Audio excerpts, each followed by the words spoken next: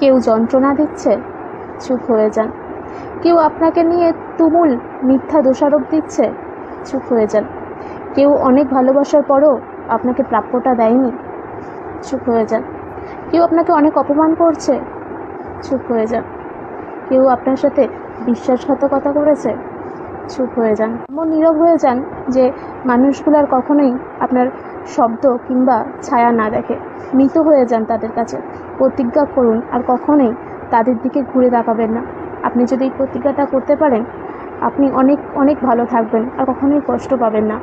হয়তো এই প্রতিজ্ঞাটা করলে আপনি পাবেন দম বন্ধ করা আর্তনাদ, কিন্তু অপরপক্ষকে দেবে আফসোস। আসলে আমরা হারবার ভয়ে অনেক সময় শব্দ দিয়ে প্রতিবাদ করে ফেলি, কিন্তু আপনি কি জানেন যে মানুষগুলো আপনাকে মানুষ বলে মূল্যায়ন দেয়নি, বা আপনার এই দম বন্ধ করার আর্তনাদের কোনো দাম দেয়নি? তাদের কাছে আপনি কিছুই না।